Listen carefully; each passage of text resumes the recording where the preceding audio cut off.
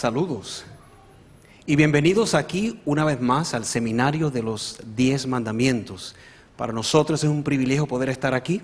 Yo soy el pastor Richard Piñero en representación de 3 ABN Latino y junto a mí hay un buen número de, diríamos, eruditos que vamos a estar compartiendo algunos aspectos de lo que es la santa ley de Dios. Y antes de entrar directamente al tema, queremos invitarles a que se presenten para que lo conozcan. ¿Bien? Tengo aquí a mi mano izquierda mi querido amigo el doctor Eric del Valle. ¿Cómo estás, Eric?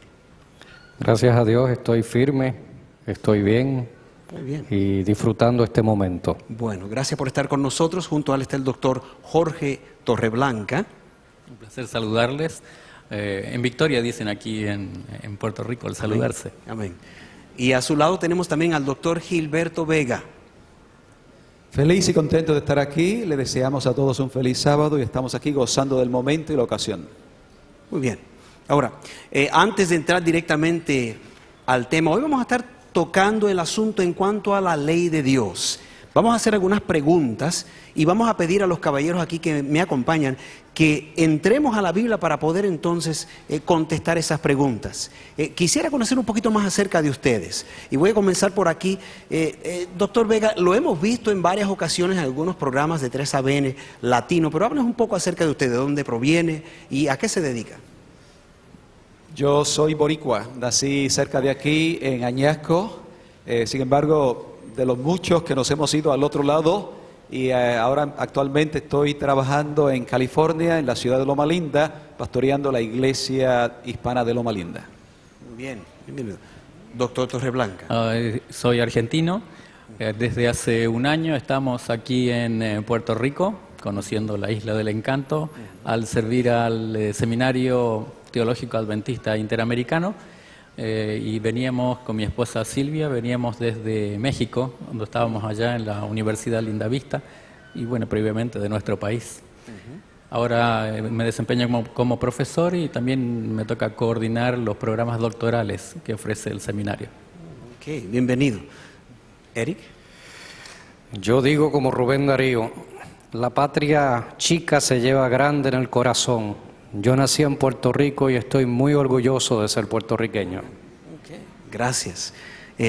Bueno, ya me estás entrando en asunto de patria y todo. Familia, yo también soy de aquí, ¿saben?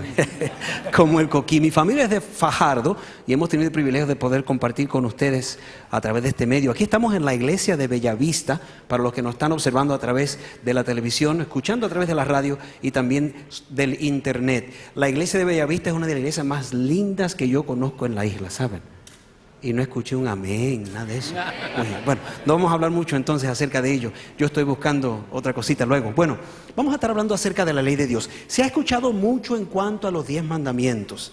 Y es interesante, muchas personas en el mundo cristiano todavía no comprenden bien la importancia, diría, la veracidad de la misma. Existen diferentes preguntas o incógnitas en cuanto a si la ley de Dios, o sea, los 10 mandamientos que se hayan escritos en Éxodo capítulo 20, también Deuteronomio se encuentran allí, si realmente es válida para nosotros hoy día, qué función tenía, y queremos comenzar entrando en el tema, precisamente abordando esa pregunta: ¿de dónde se origina los 10 mandamientos? Es una preguntita que voy a lanzar en lo que vayan calentando los motores. ¿De dónde se originan los 10 mandamientos?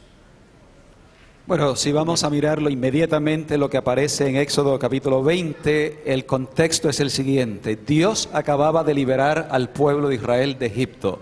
Los había conducido por el desierto, el Mar Rojo, ahora se encuentran allí al frente del monte Sinaí. Dios, sin embargo, desea hacer un pacto con ese pueblo. Él desea que no sencillamente sea otro pueblo más entre tantos. Habían salido de Egipto, esclavitud, pero también idolatría. Resultado es que Dios desea que ese pueblo fuera totalmente distinto y diferente, un pueblo santo, un pueblo peculiar, una nación especial. Resultado es que Dios le da ciertos parámetros de conducta Ahora, esos parámetros no eran para que ellos se ganasen la salvación, ya eran el pueblo de Dios, ya Dios los había liberado de la esclavitud de Egipto, así que ya eran el pueblo de Dios, pero era para mantener esa relación, esa estrecha relación, comunión con Dios, y si ustedes hacen esto, la relación va a ser perfecta. Era un pacto, era un acuerdo, se le llaman las 10 palabras, era lo que Dios decidió tener como medio de comunicación con su pueblo, para seguir en ese paso. No solo eran los 10 mandamientos lo que es conforma el pacto. Ayer se nos ha ilustrado desde la arqueología cómo hay distintas partes en un compromiso que se establece de esa manera entre Dios y su pueblo, y los 10 mandamientos es una de esas partes. Después hay otras que nos mostraron ayer en la conferencia del arqueólogo Efraín Velázquez. Sí. Okay. Ahora, dijeron algunas cosas. Yo hice la pregunta, ¿de dónde se origina? Según entiendo que usted me contestó, doctor Vega, entonces esto se origina de parte de Dios para el pueblo de Israel. ¿Es cierto eso, sí o no? Ahí es donde entra todo esto, que el pacto es más grande. Dios establece compromisos no solamente con su pueblo aquí, sino que antes ya lo había hecho con una familia, con Abraham, con los descendientes, y antes había estado con Adán mismo, y antes todavía, en la organización de su gobierno, hay una estipulación. De allí que en las Sagradas Escrituras se nos dice que los ángeles pecaron, por ejemplo. No en el contexto ya de la historia aquí, sino fuera de nuestra historia. Sí. Ángeles pecaron. Si pecaron es que hay alguna ley, ¿no? La definición que en la Biblia se nos da es que el pecado es transgresión de la ley. Y diría San Pablo, si no hay ley, no hay pecado. Así que había pecado, había ley en el antes, que fuera escrita en el Sinaí, ¿no? Adán pecó, Caín, bueno, tenemos tal a seguir Sodoma, los que están antes de todo Génesis, hay gente que peca. Evidentemente hay una ley. Okay. Doctor Vega, ¿usted iba a mencionar algo? Bueno, el doctor mencionó, él se proyectó hacia el pasado, el origen de una ley en el pasado. Y el mismo principio se aplica en la proyección hacia el futuro. Si hubo esa ley que Dios estableció para su pueblo, y ese pueblo ha tenido diferentes componentes a través de la historia, podemos deducir entonces que a través de todos los siglos futuros, el pueblo de Dios, donde quiera estuviera, cualquiera fuera el pueblo de Dios, pero definiéndolo como pueblo de Dios, también tendría una ley, esa ley. Okay. Yo les voy a pedir un favorcito. Mencionaron algunos versículos o hicieron algunas alusiones a algunos textos bíblicos. Y para beneficio de aquellos que posiblemente no conozcan muy bien la Biblia, me gustaría que diéramos un poco de fundamento para que puedan beneficiarse del mismo. Mencionaron acerca de pecado y ley. ¿Qué relación, o sea, qué versículo nos habla acerca de la ley y el pecado como tal? Ese es el primero que les voy a preguntar. Yo creo que se encuentra por ahí en Primera de Juan o algo así, para beneficio de los amigos que están escuchándonos y observando, ¿no? A ver. Primera de Juan 3:4. Primera de Juan 3:4. Y dice así: todo aquel que comete pecado infringe también la ley, pues el pecado es infracción de la ley.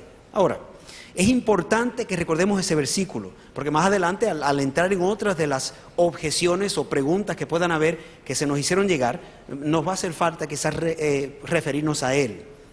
Otro texto, en Romanos capítulo 4, versículo 15, Romanos capítulo 4, versículo 15, dice: porque la ley obra ira, porque donde no hay ley, tampoco hay violación de pecado o hay transgresión. O sea, y eso es importante, a mi entender es importante. Eso es básico, eso es lógico, ¿no? Si no hay ley, no puede haber pecado.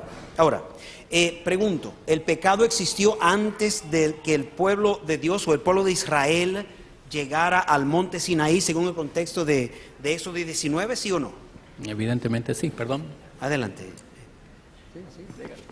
No sean tan corteses, adelante. En Romanos capítulo 5, versículo 12 nos dice que Adán pecó.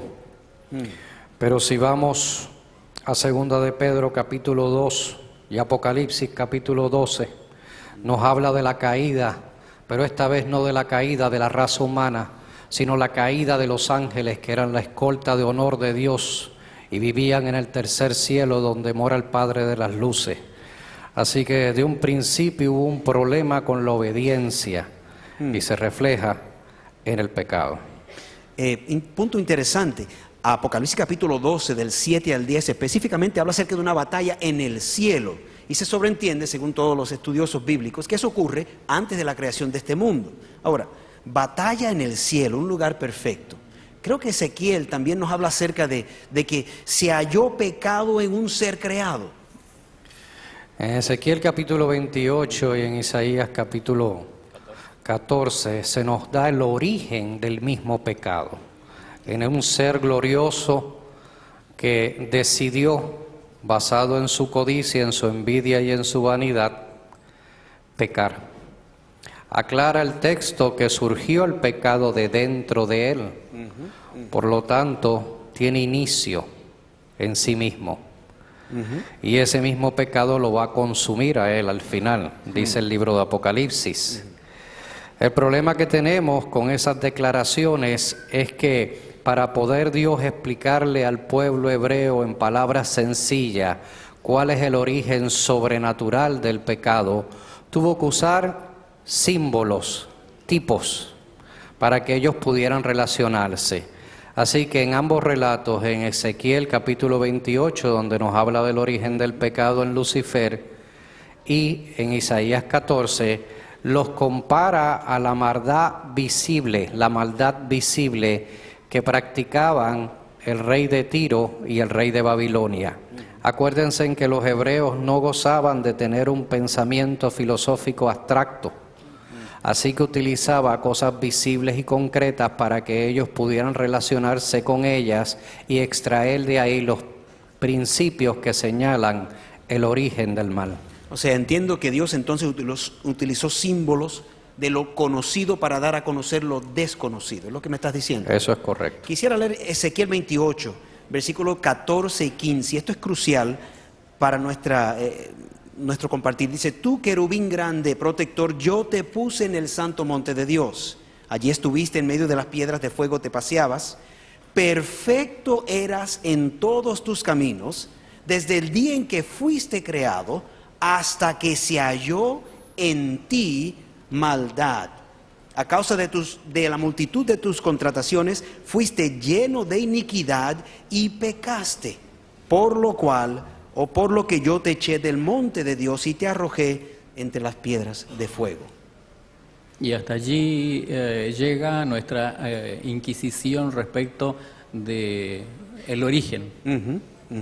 Se llama o se lo denomina misterio de la iniquidad. No por ser misterioso, por ser escondido, sino porque no tiene una razón que lo justifique, surgió y ya. Qué interesante, ¿no? Ahora, surge el pecado en el cielo, entiéndase según Romanos y según Primera de Juan 3, versículo 4, si hay pecado, tiene que haber existido alguna ley para quebrantar, ¿cierto o falso?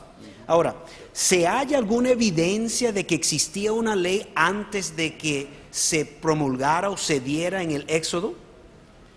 Estamos hablando, por ejemplo, del libro de Génesis, en la historia que radica o que explica el libro de Génesis, hasta quizás el capítulo 19 de Éxodo. Yo diría que sí, obviamente, porque el primer pecado de Adán y Eva fue comer la fruta prohibida. Hubo codicia, dice allí que el versículo, creo que es el 6 por ahí, dice que ella codició, vio la fruta, la codició porque era atractiva a la vista y también para el paladar. Así que codició, inmediatamente hubo la violación de uno de los mandamientos, el 10º mandamiento, que habla de no codiciar. Muy bien, ¿hay alguna y cerca de Éxodo 20 ya, sí, tenemos el maná, que cae 6 días y hay un 7º día que no cae.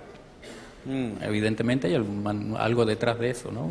Sí, entiendo que está en Éxodo capítulo 16, encontramos que Dios le suple a su pueblo lo que necesita. Cae del cielo y cae una doble porción del maná. Algo especial. El viernes, el día antes, pero el sábado no caía nada. Y el que no recogía el maná para poder tener alimento el día siguiente, que era sábado, en el sexto día, se quedaba sin comer. Y no se literalmente. podría también.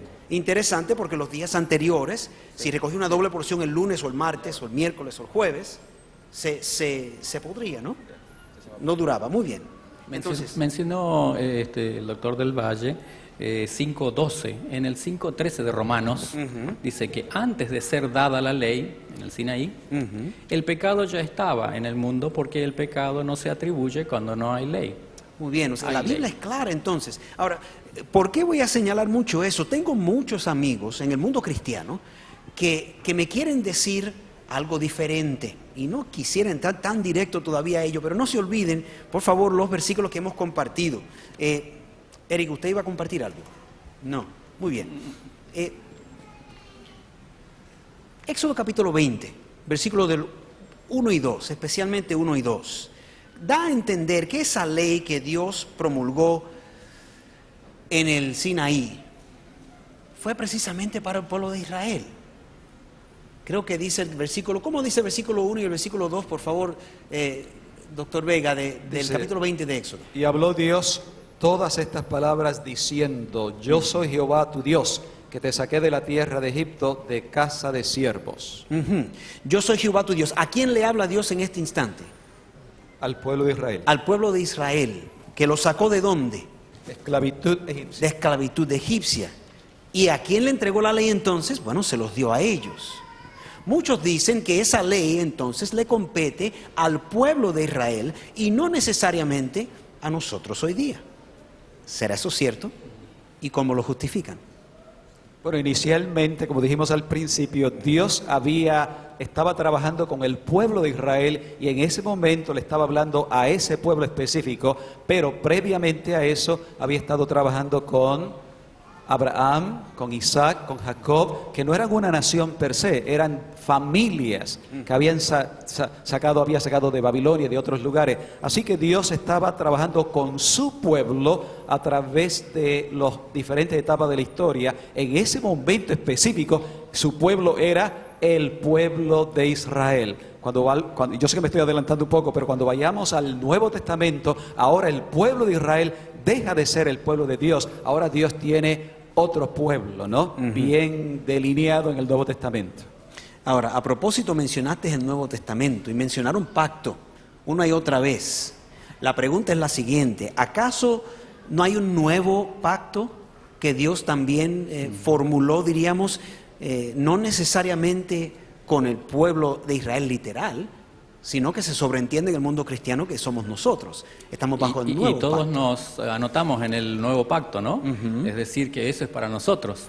¿Invalida entonces eso? Permítame leer Adelante. en Romanos de San Pablo, en Romanos el capítulo 9, versículo 4.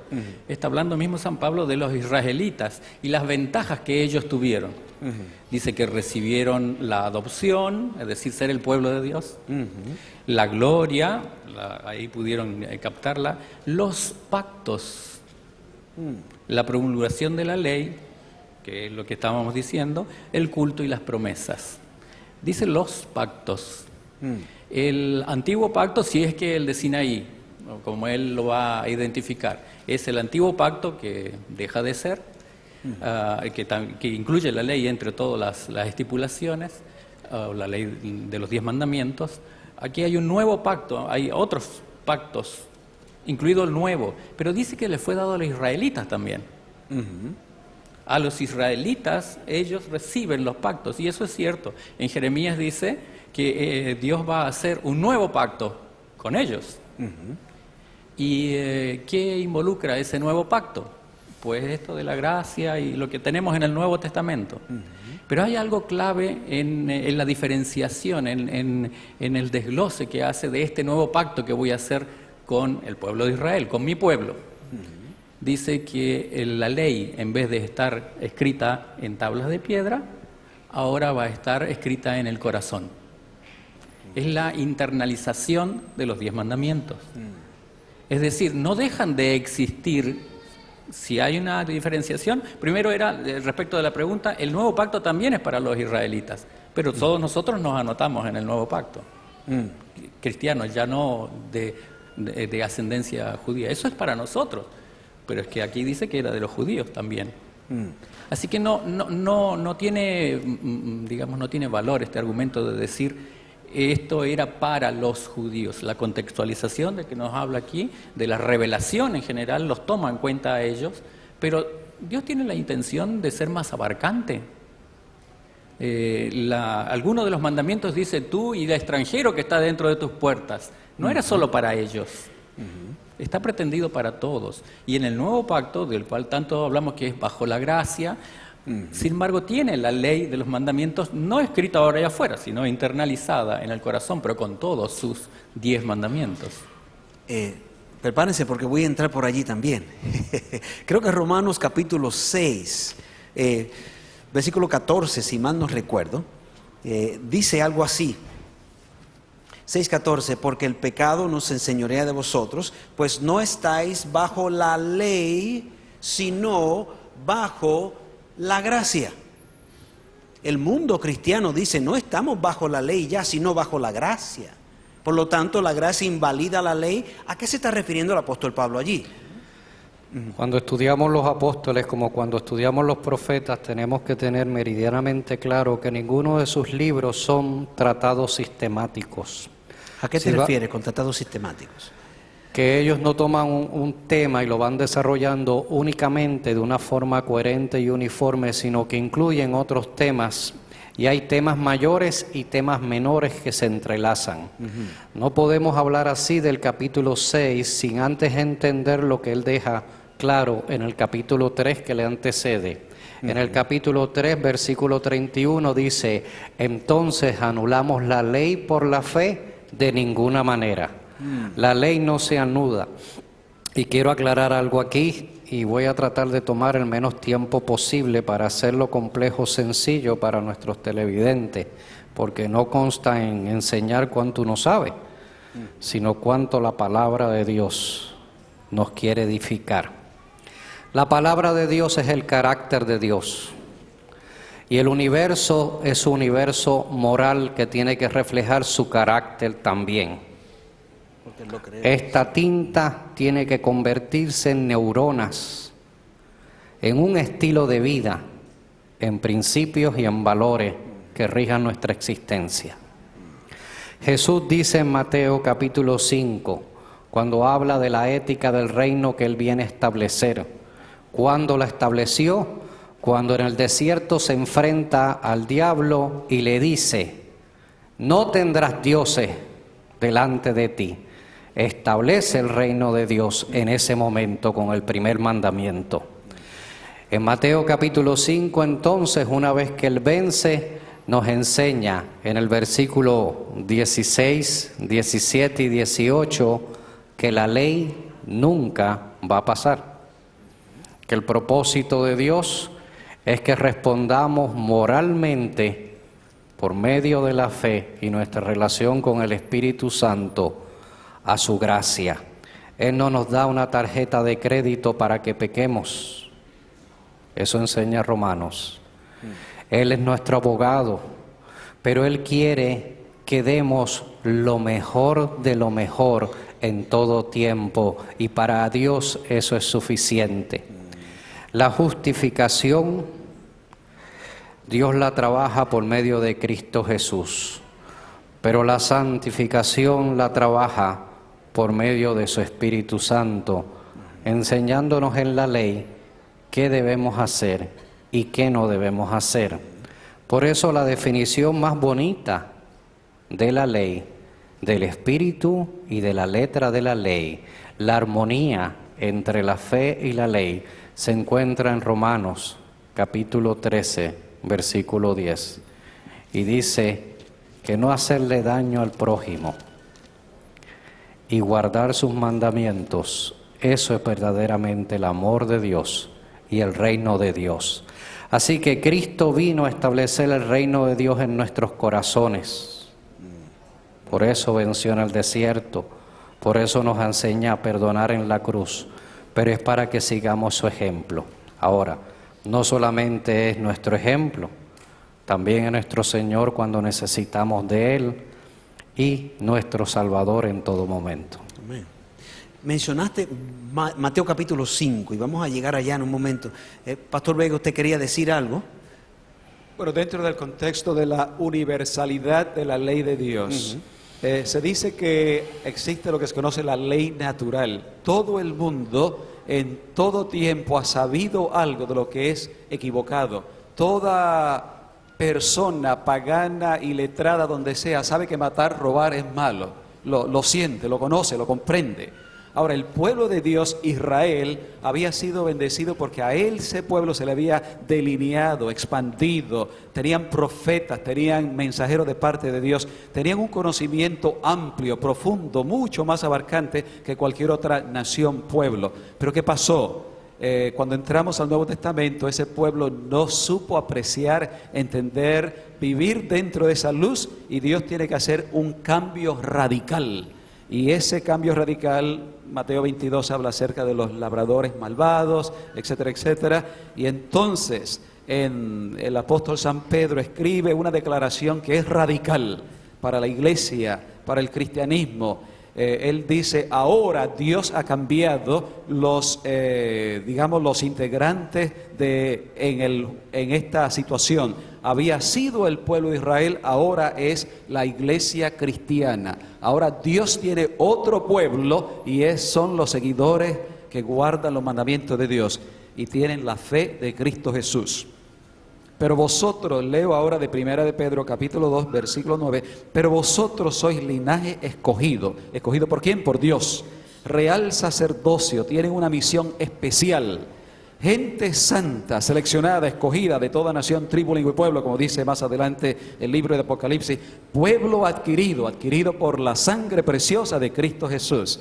Para que anunciéis, hay una misión también, para que anunciéis las virtudes de aquel que os ha llamado de la luz de las tinieblas a su luz admirable. Ahí hay la transferencia, por así decirlo, de nación a pueblo. La nación de Israel, pueblo que tenía sus delineaciones geográficas marcadas, el mar Mediterráneo, el río Jordán, el río de Egipto, el río, la línea con Siria, pero ahora es un pueblo que Dios tiene en toda nación, tribu, lengua y pueblo, y característica es que sigan también caminando, militando, guardando, observando la ley de Dios. No para ser salvos, como dijimos con el pueblo de Israel, porque ya eran el pueblo de Dios, sino para demostrarle a Dios, ¿sabes qué? Seguimos caminando en ese pacto de amor que has establecido con tu pueblo.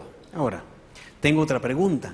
El doctor del Valle mencionó Mateo capítulo 5, versículos 16 y 17, especialmente, del 16 al 18. El 17 dice, en palabra de Jesús, no penséis que he venido para abrogar la ley o los profetas. No he venido para abrogar, sino para cumplir. Porque de cierto os digo que hasta que pase el cielo y la tierra, ni una jota ni una tilde pasará de la ley hasta que todo se haya cumplido. Tengo una pregunta que necesito que ustedes me aclaren, porque así lo dice Jesús, pero encontramos en Colosenses, capítulo 2, versículo 14, 15 y 16, que aparentemente dice que algo fue clavado en la cruz.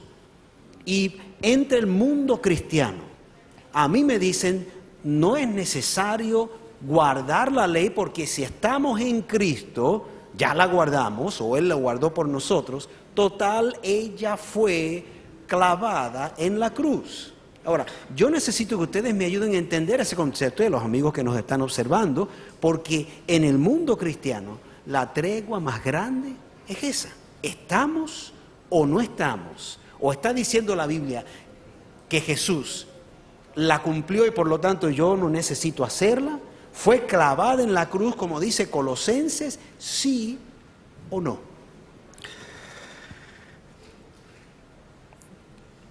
¿Me van a dar la oportunidad a mí primero? Adelante. Prepárense porque voy a hacer preguntas entre lo que ustedes dicen también, ¿saben? Hay 2 o 3 textos en las Sagradas Escrituras que si se toman aisladamente tienden a distorsionar el tema. Por eso hay que tener mucho cuidado cuando uno hace atención a estos textos. El tema de la ley como perpetua está meridianamente claro tanto en el Antiguo como en el Nuevo Testamento. El nuevo pacto simplemente representa el sacrificio que personalmente vino a hacer Jesús una vez y para siempre. Hebreos 9. Ahora, en cuanto a Colosenses y en Corintios, hay dos textos en los cuales no se está hablando del sábado de los 10 mandamientos, sino de una actividad ceremonial, y dentro de esa actividad ceremonial se utiliza la palabra sabatón. Permíteme interrumpirte, para beneficio de aquellos que están siguiéndonos en sus Biblias. Nos estamos refiriendo a Colosenses capítulo 2, versículos 14 al 16 de manera en particular, y me gustaría, doctor del Valle, poder leerlo antes que usted continúe.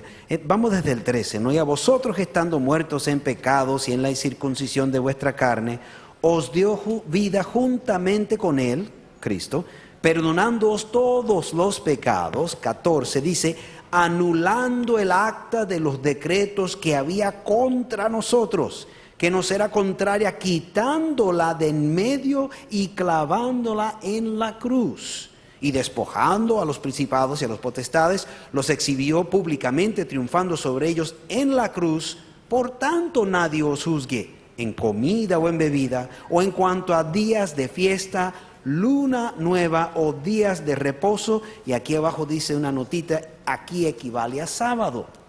O sea, no está diciendo eso, que el Señor nos liberó a través de su muerte de todo eso. Pablo está enfrentando un grupo en específico de oponentes en sus epístolas de Primera de Corintios y Segunda de Corintios. A estos hoy en día se les catalogan como protonósticos.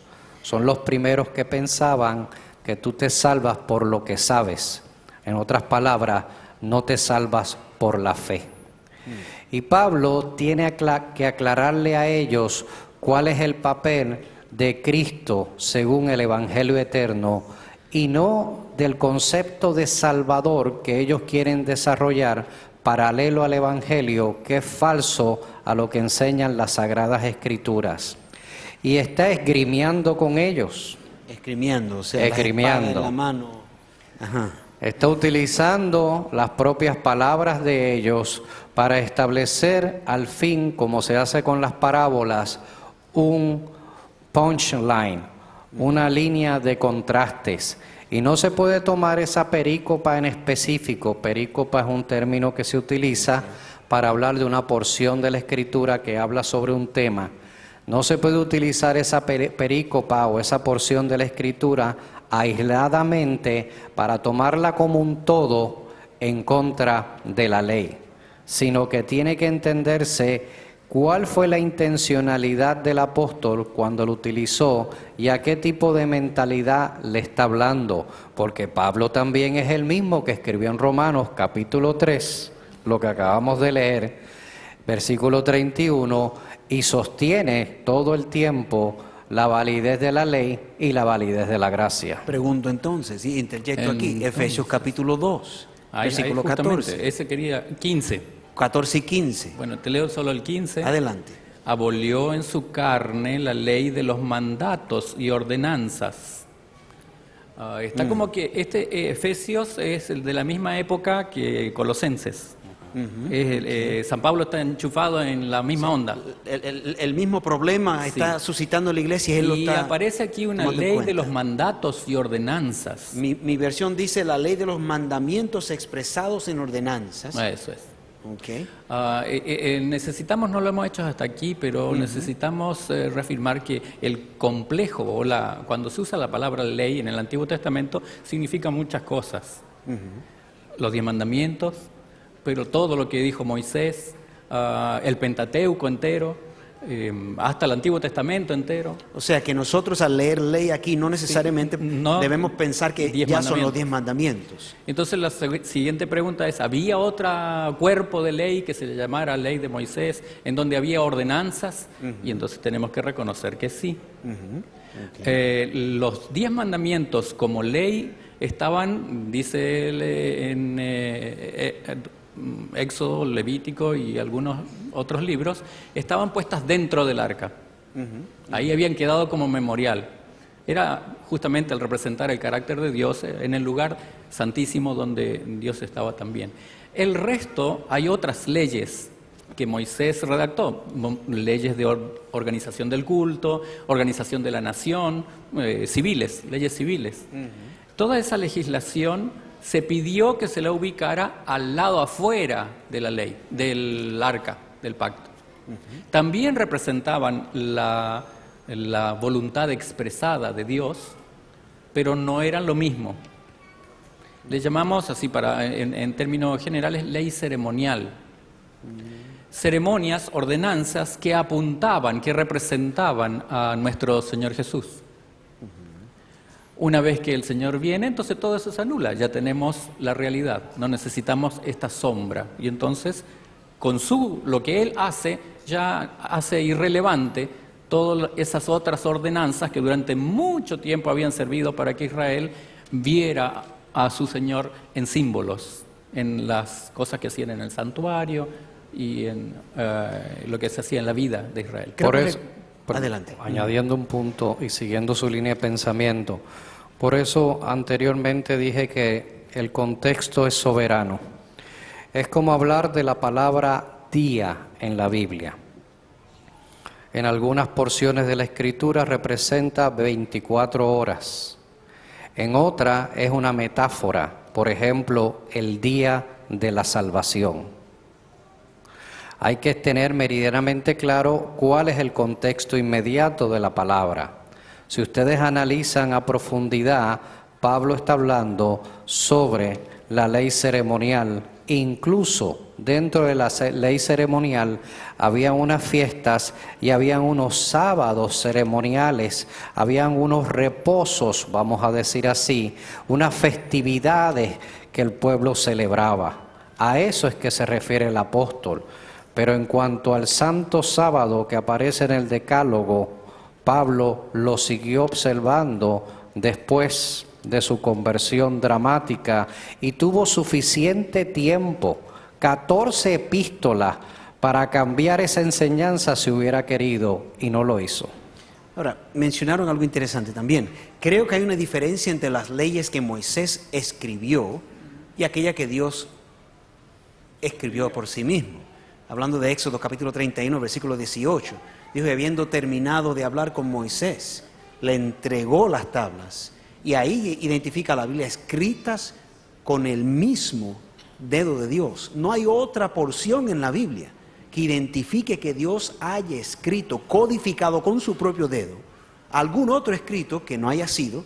Por supuesto, si miramos el capítulo, en el libro de Daniel salió una mano escribiendo sobre la pared, ¿no? En capítulo 5, pero no como tal la ley o alguna escritura que haya entregado al hombre. Más adelante, en capítulo 34, vemos que Moisés anteriormente que quiebra la ley o las 2 tablas de piedra y Dios manda, hazme otras tablas para que yo escriba sobre ellos otra vez lo que yo había escrito en el principio. Por lo tanto, creo que eso tiene algún peso, ¿no?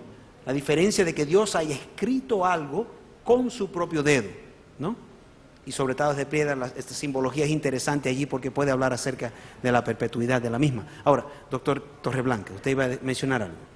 No, es solo el versículo ese que estabas, al que hacías, el que señala el otro cuerpo legislativo, al que tenemos que hacer referencia, como que San Pablo está citando aquí, en Deuteronomio 31, 26. O sea, hablando entonces acerca de los mandamientos en ordenanzas. Claro, los mandamientos, los 10 mandamientos los puso dentro del arca. Tomad este libro de la ley, y se refería a las ordenanzas, y ponedlo al lado del arca del pacto del Señor vuestro Dios, y que quede allí como testigo contra ti. Muy bien, y aquí dice testigo contra ti. Ahí entonces contextualiza aún más lo que dice el apóstol Pablo. Aquellas ordenanzas que estaban en nuestra contra, dice Colosenses capítulo 2, versículo 16. Estamos entendiendo, a ver si comprendo bien con los amigos que están observando y escuchando. Hay una diferencia entonces entre lo que es la ley que Dios escribió con su propio dedo, identificado como la ley moral, dijo el doctor del Valle, Doctor Vega también había mencionado la perpetuidad de la misma, y luego las ordenanzas que simbólicamente dice que fueron clavadas en la cruz según Colosenses 2:14, ¿cierto o falso? Y la diferenciación se ve allí. En Deuteronomio capítulo 39, versículo 26, estas, las segundas, la ley ceremonial como tal, fue ubicada al lado del arca del testamento, entiéndase que es donde se ubicaba entonces en el lugar santísimo del santuario. Y la ley de Dios quedaba dentro del arca como tal. Muy bien, doctor Vega. Consciente de que el tiempo se está acabando, quiero sencillamente repasar el hecho de que se ha establecido de que Dios ha tenido una ley que fue preexistente a la creación del mundo. Escogió un pueblo que después fue transferido a un pueblo más amplio, universal, la iglesia. Y en el libro de Apocalipsis, que es el último libro de la Biblia, donde podemos decir que se está cerrando la gran controversia y la exposición de la palabra de Dios, encontramos que Dios tiene todavía un pueblo que guarda los mandamientos de Dios. Apocalipsis capítulo 12, verso 17, no hay tiempo para leerlo. Apocalipsis capítulo 14, versículo 12. Y ultimadamente en el libro de Isaías capítulo 66, donde se habla acerca de un pueblo que aún en la tierra redimida estará guardando, observando uno de los mandamientos y por ende todos los mandamientos, y ese mandamiento es el día del sábado. Muy bien, gracias doctor Vega. Quiero agradecerle al doctor Vega, al doctor Torreblanca, al doctor Del Valle por haber estado con nosotros. Yo quiero recapitular al final. Es claro, la ley de Dios es eterna. Sin ley no puede haber pecado. Si la ley de Dios no existe, quiere decir que ninguno puede decir que es pecador hoy día. ¿Qué falta nos haría de un Salvador si no hay ley que quebrantar? Por ende no somos pecadores. Alabamos a Dios entonces, porque el Señor nos dio su ley. No solo la dio, promete ponerlas en nuestro corazón. Y termino con Isaías 36, 25 al 27. Promete darnos su espíritu para que podamos cumplir con esa ley. Agradecemos su presencia con nosotros. Esperamos que sigan con nosotros en este seminario de los 10 mandamientos y esperamos verles pronto. Que Dios les bendiga a todos y gracias por su tiempo.